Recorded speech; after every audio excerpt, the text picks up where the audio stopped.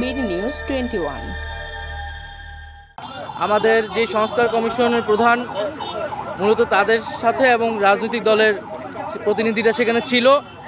আজকের মিটিংয়ে মূলত যে 5ই আগস্ট পরবর্তী যে বাংলাদেশ এবং যে বাংলাদেশের যে গণতন্ত্র একটা রিফর্ম প্রক্রিয়ার মধ্যে দিয়ে যাচ্ছে সে বিষয়ে আলোকপাত করা হয়েছে।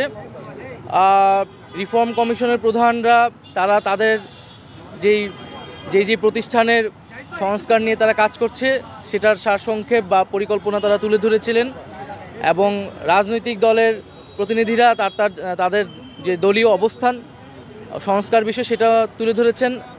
জাতীয় নাগরিক পার্টি এনসিপির পক্ষ থেকে আমাদের যে সংস্কার বিষয়ে অবস্থান, যে আমরা মনে করি যে গণ অভ্যুত্থান পরবর্তী সময়ে প্রেক্ষিতে যে সরকার গঠিত হয়েছে সংস্কার এবং বিচার তার অন্যতম কমিটমেন্ট জনগণের কাছে।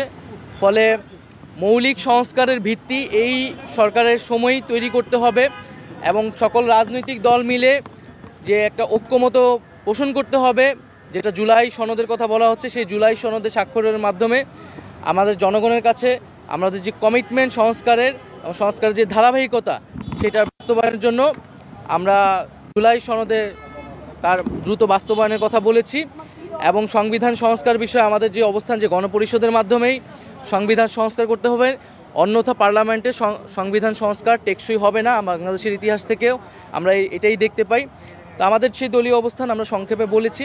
ইউএন সেক্রেটারি জায়গা থেকে তিনি বলেছেন তিনি বাংলাদেশের রাজনৈতিক দলগুলো বা সরকার তারা যাতে নিজেরাই সমঝোতায় আসে, একটা ঐক্যমতে আসে এবং গণতন্ত্রের যে ট্রু এসেন্স সেটাকে মাথায় রেখে যাতে আমরা একসাথে কাজ করি, একটা ইউনিটিতে আসতে পারি, এটা তিনি তার জায়গা থেকে প্রত্যাশা করেছেন। আমরা মনে করি এবং আমরা এটাই বলেছি যে নির্বাচনকে তো আমরা সংস্কারের একটা প্রক্রিয়া হিসেবে দেখি, সংস্কারের ধারাবাহিকতা হিসেবে দেখি।